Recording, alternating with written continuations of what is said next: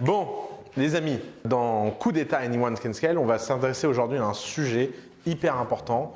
C'est quand est-ce qu'il faut rester focus et quand est-ce qu'il est temps de commencer à se diversifier. Alors, petit spoiler alerte, en général, le focus, c'est toujours mieux, mais vous allez comprendre, on va en parler.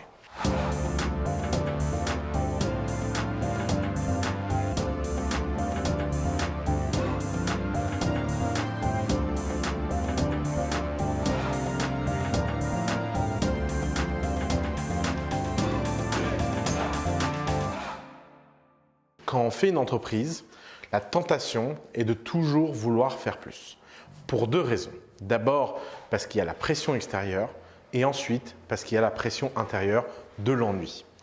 Quand on fait quelque chose, on a tendance à s'ennuyer. Quand on répète toujours et toujours la même chose, c'est chiant, c'est normal et la tentation de vouloir faire autre chose est grande.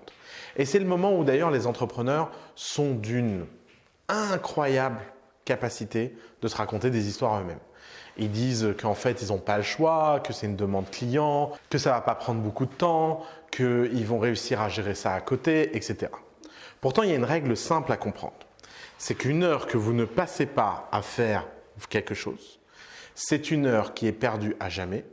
Et si vous regardez ce truc qui s'appelle le compound, l'exponentiel en tête, vous vous rendez compte que l'impact est infini sur le très très long terme. Alors, évidemment, pourquoi les gens ne se focusent pas plus? Ils ne se focusent pas plus parce que c'est très dur de se focus. Pour se focus, il faut faire deux choses. La première chose, c'est qu'il faut savoir renoncer à des choses et être capable d'être heureux quand on renonce à des choses. Et ne pas avoir cette peur du fear of missing out, le fameux FOMO. Le FOMO, en général, vient d'un manque de confiance en soi et un manque de confiance dans ses propres décisions. Évidemment, quand on met ses œufs dans plusieurs paniers, on a l'impression qu'on prend une meilleure décision, on a l'impression qu'on a un peu de tout. Et que résultat, les choses sont plus simples. Mais c'est faux. Pourquoi? Parce que 9 femmes ne font pas un bébé en 1 mois. Ce n'est pas parce que vous avez plusieurs choses que la somme de ces choses vont faire quelque chose de complet. En général, la clé du succès, c'est le focus. Alors le focus, ça tient en quoi? Ça tient dans la capacité à être très concentré, comme un laser, et de ne faire qu'une et une seule chose bien pour aller chercher des résultats complètement hallucinants.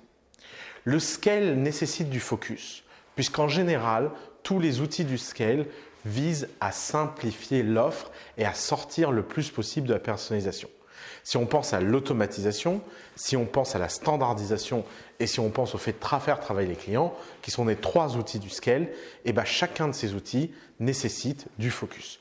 Le focus aide à réussir. D'ailleurs, les gens ne se rendent pas compte à quel point des grandes entreprises qui n'ont pas l'air focus sont en fait des organisations hyper focus. Par exemple, Amazon a lancé un autre produit que le livre le jour où ils ont dépassé le milliard de chiffre d'affaires dans le livre. Je sais bien que la plupart d'entre vous, si vous aviez lancé un site e-commerce, vous auriez lancé votre deuxième produit à 10 000 balles de revenus en expliquant que quand même là, vous êtes à fond, il est temps de lancer autre chose. Si Amazon peut vendre pour 1 milliard de livres, c'est parce qu'ils se sont focus, ils ont mis toute leur énergie. Aujourd'hui, Amazon a l'air de tout faire, mais c'est une illusion. Pourquoi? Parce qu'Amazon, en fait, c'est une série de PME hyper focus. Chacune de ces PME a en fait comme objectif de livrer un service et chaque patron de business unit ne s'occupe que de sa business unit.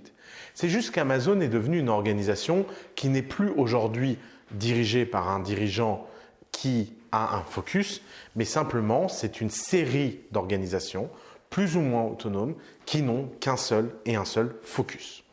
La diversification est donc possible qu'à la condition que vous pouvez avoir un propriétaire du sujet.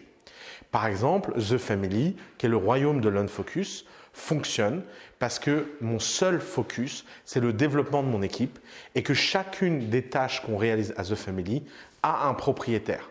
Ce n'est pas moi qui gère les applies, c'est Sandrine. Ce n'est pas moi qui gère la fellowship, c'est Mathias. Ce n'est pas moi qui gère les BFF, c'est Léa. Et le fait que chaque royaume a un roi ou une reine, ça permet de se diversifier et d'opérer en parallèle. Alors c'est très très rare, mais il y a des entreprises qui n'ont pas le choix et qui doivent apprendre à se défocus très vite, ou du moins à paralléliser. La parallélisation, elle vient d'une tension. C'est que quand aucune de vos opportunités de marché est suffisamment grande pour en soi justifier vos investissements de scale. Dans ce cas-là, votre entreprise doit devenir une plateforme et chacun des usages une app. Un peu comme le téléphone est une app store, une plateforme, et ensuite chacune des apps est un usage spécifique de cette plateforme. Alors un exemple qu'on a récemment, c'est une entreprise de The Family qui s'appelle Spacefield et qui a une tension, c'est qu'aucun de ces segments de marché n'est suffisant en soi pour devenir une très grosse boîte. Et donc Spacefield doit dès l'origine, dès l'inception, apprendre à faire plusieurs choses en parallèle. Alors entendons-nous bien. Être un Spacefield, c'est très rare. Si on prend les 275 boîtes de The Family, il n'y a que 3 boîtes à qui j'ai conseillé de se diversifier le plus tôt possible à l'inception. Normalement, une plateforme émerge le jour où vous avez une app à succès. Facebook est devenu une plateforme parce que le réseau social marchait. Apple est devenu une plateforme parce que le téléphone est un succès commercial. Vous ne pouvez pas bâtir une plateforme si votre première app n'est pas déjà un très gros succès. Et la façon de le voir, c'est un peu comme quand on joue à risque ou à un jeu de stratégie, c'est qu'il vaut mieux posséder un petit territoire de façon très forte et s'étendre grâce au profit que ce territoire fait, plutôt que de mettre un tout petit effort sur plein de territoires et ne pas avoir la résistance de se défendre contre la moindre invasion. D'ailleurs, la tentation de se défocus est une tentation permanente de l'ensemble de l'équipe. Si vous vous ennuyez en tant que dirigeant, je peux vous dire que vos salariés, c'est encore pire. Et évidemment, tout nouveau salarié qui arrive pense que sa légitimité provient du fait de fournir des idées sur ce qu'on pourrait faire, ce qu'on n'a pas encore fait, sans réaliser qu'une entreprise ne se définit pas par ce qu'elle fait, elle se définit par tout ce qu'elle décide de ne pas faire. C'est hyper important pour vous de comprendre que scale égale focus. Focus égale compound, compound égale exponentiel, exponentiel égale scale. Vous arriverez à scaler si vous arrivez à être fort en décidant de tout ce que vous ne voulez pas faire. Rajouter des nouvelles features, c'est beaucoup plus simple qu'en enlever et pourtant c'est souvent quand on en enlève qu'on atteint un sacré secret de scale qui est que le focus est la clé pour permettre à toute l'organisation de déployer une énergie invraisemblable sur un sujet donné. Comment tu mesures la taille de ton marché pour être sûr que tu n'es pas en train de faire une connerie? Ouais. Parce que sinon je vois d'avance l'armée de gens qui disent « Ah, moi je fais partie des 3 boîtes de famille. » Ouais. Alors, vous savez, en ce moment, pendant que je tourne, il y a des mecs derrière la caméra qui me donnent des questions, des conseils, etc. Et d'ailleurs, Valentin, il se moque un peu de vous. Parce qu'il dit, là, avec ce que tu viens de dire, mon pote, je les vois déjà tous me dire qu'ils font partie des 3 boîtes de The Family qui ont besoin de se diversifier. Et il a bien raison de se moquer de vous, gentiment, parce qu'en fait, c'est une tentation universelle de se sentir unique. C'est classique. Et j'en fais partie. Et Valentin en fait partie, dit-il. Donc, évidemment, le sujet, c'est comment évaluer la taille du marché et comment savoir si l'opportunité est suffisamment grosse ou pas. Je vous conseille de faire un test tout bête, qui est simplement d'imaginer à quoi ressemble votre entreprise si vous n'avez aucune friction de distribution. Par exemple, prenons le marché du livre. Le marché du livre, si vous n'avez aucune friction de distribution, tout le monde peut livrer des livres, c'est un marché gigantesque. Prenons le marché de Nestor. Si tout le monde peut manger des plats le midi, pourquoi lancer des plats le soir avant que tout le monde ait mangé le midi? Vous voyez, la taille de marché du midi est beaucoup plus importante que la moitié de la taille du marché du soir. Si vous êtes par exemple Mobile Club, tant que tous les Français n'ont pas un téléphone portable dans leur poche, ça ne sert à rien de lancer un autre produit. Alors l'illusion est souvent de croire que rajouter une feature, ça ne coûte pas grand-chose. Pourquoi? Parce qu'on se dit, on a déjà la base client, il suffit de leur vendre un truc de plus. Le problème, c'est que vendre un truc de plus, ça demande un nouveau process, ça demande une nouvelle équipe, ça demande un nouvel approvisionnement et ça crée une complexité. D'ailleurs, très contre-intuitif, quand on vend 2 choses, la probabilité de vendre quelque chose descend. Quand on vend 3 choses, ça descend encore plus, 4 choses, etc. La probabilité de vendre quelque chose à quelqu'un est inversement proportionnelle au nombre d'éléments que vous vendez. D'ailleurs, ce dont vous n'avez pas conscience, c'est qu'être hyper focus sur un produit, ça permet d'éviter de parler à des gens qui ne sont pas vraiment intéressés.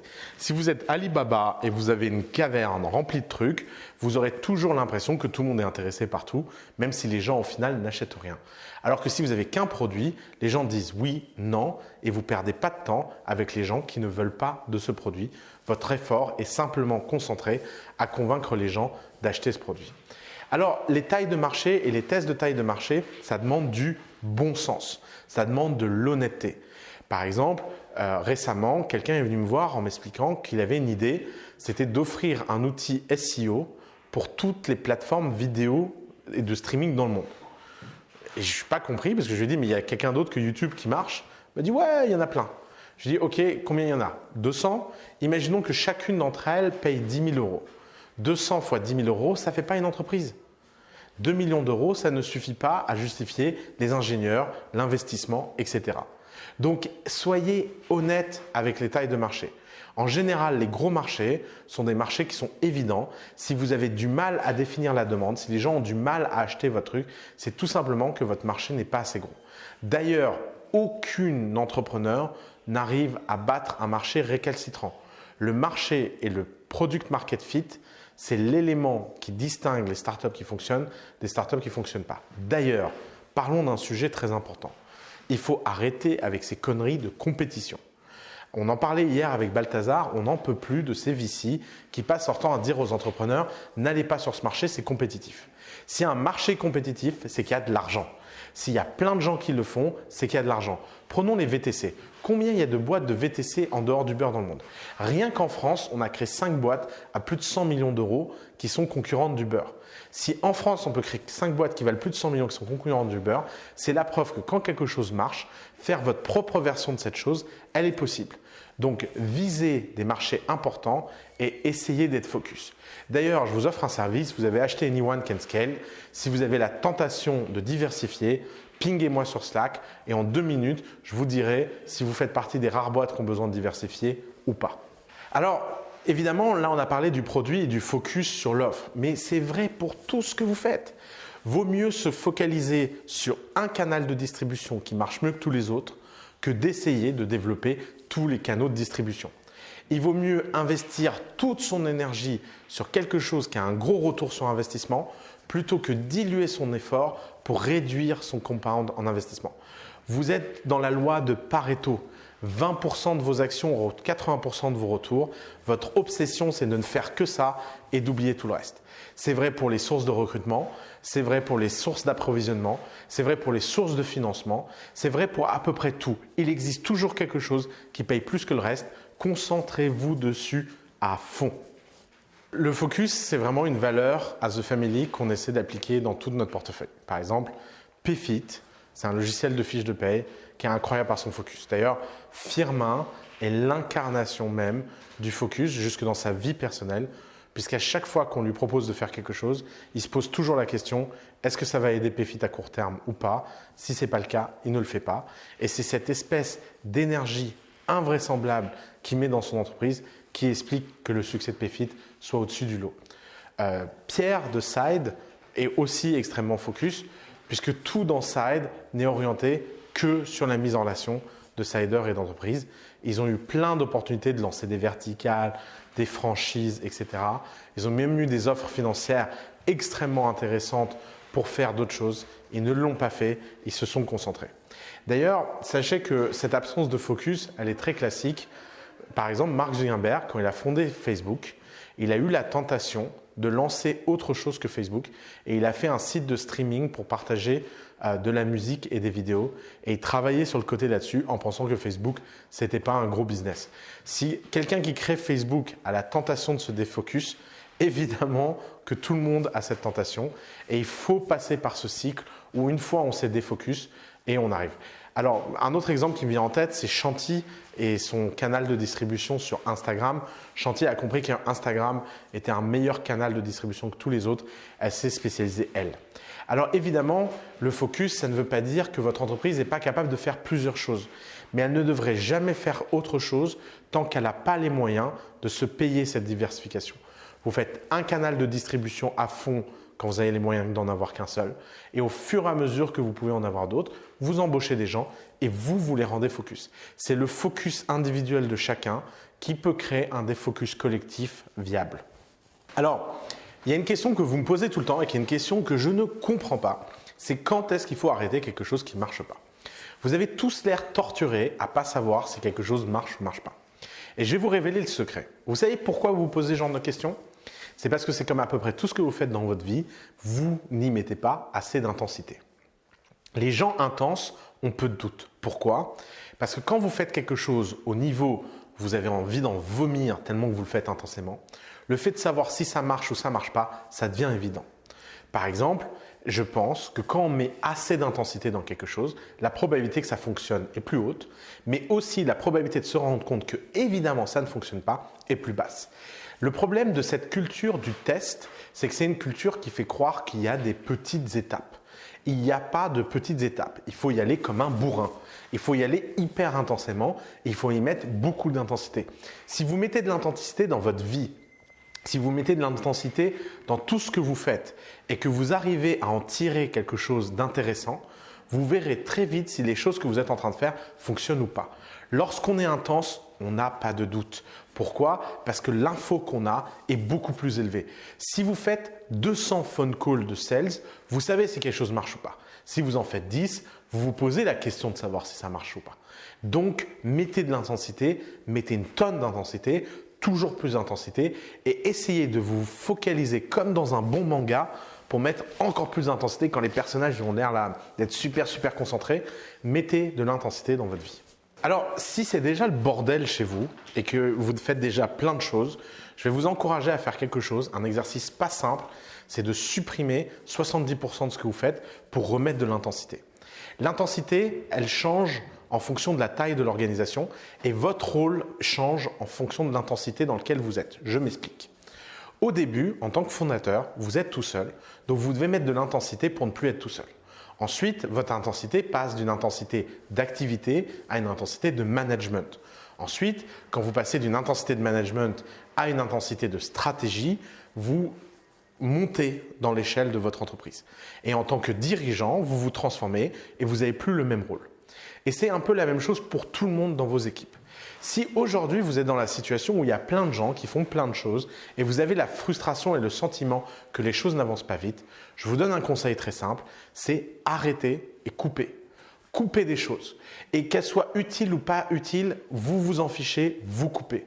Et vous arrêtez de prendre la tête avec des choses qui n'apportent pas de valeur immédiatement.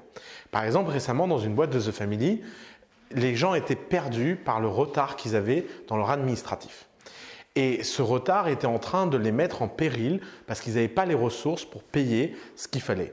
J'aurais dit, concentrez-vous sur faire du chiffre d'affaires et atteignez le chiffre d'affaires qui vous permettra d'embaucher un responsable administratif. En attendant, mettez tout dans un carton et n'y pensez même pas. Puisque dans 6 mois ou dans 9 mois, vous pourrez toujours régler ce problème, alors que régler le problème de gagner de l'argent, c'est un problème que vous devez régler maintenant. Donc choisissez vos combats. Si vous êtes trop éparpillé, coupez. Ne vous focalisez pas sur autre chose que l'essentiel. Et au début d'une boîte, l'essentiel, c'est tout ce qui vous permet de scaler, tout ce qui vous permet d'augmenter vos revenus, votre nombre de clients et votre efficacité. Donc vous l'avez compris, le focus, c'est un élément essentiel du scale. Je pense qu'il y a une recette toute bête à appliquer pour permettre d'établir cette culture de focus à tous les étages. Ça commence par vous focaliser sur peu de choses et montrer l'exemple. Ensuite, quand il y a quelque chose que vous maîtrisez bien, tout de suite le déléguer pour pouvoir passer au sujet d'après. En le déléguant, vous le déléguez à quelqu'un dont ça devient le focus. Créer un sens de l'ownership, c'est hyper important pour pouvoir scaler. Vous ne pouvez pas scaler seul, vous avez besoin que les gens se sentent propriétaires. Hier, j'étais dans un entretien avec notre avocate, Léa, que vous connaissez de la saison 1, et elle a dit à une nouvelle avocate qu'elle embauchait que le problème qu'elle avait à The Family, c'est qu'elle avait toujours l'impression que The Family, c'était sa boîte. Ça m'a fait sourire intérieurement parce qu'évidemment, c'est une forme de réussite personnelle pour moi. Ça me fait plaisir quand quelqu'un se sent impliqué au point de penser qu'une entreprise qui n'est pas la sienne est en fait un peu la sienne, même beaucoup la sienne, et que ça crée de l'intensité chez elle et du sens de l'ownership. D'ailleurs, c'est comme ça qu'on se libère du temps, c'est comme ça qu'on a du temps pour les choses importantes. Donc, vous faites, vous déléguez, vous avez un feedback loop pour savoir si la délégation se passe bien et vous passez au sujet d'après.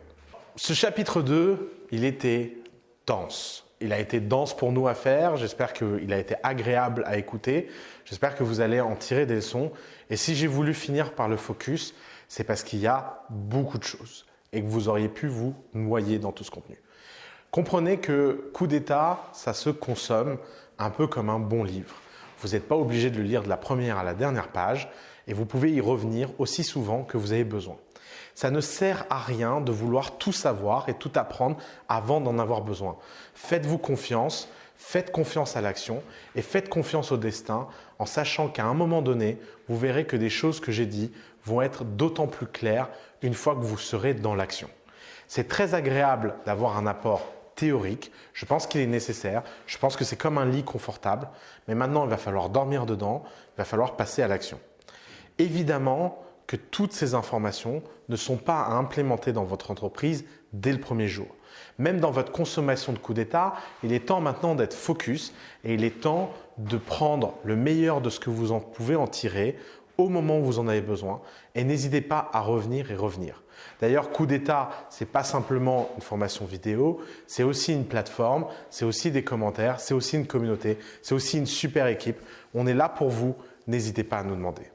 Maintenant qu'on a vu cette partie théorique, ce chapitre 2, ce qui m'intéresse, c'est de rentrer dans l'humain, de rentrer dans le management et ce sera le chapitre 3 de Coup d'État Anyone Can Scale. J'espère que ça vous a plu. À très vite. Boum.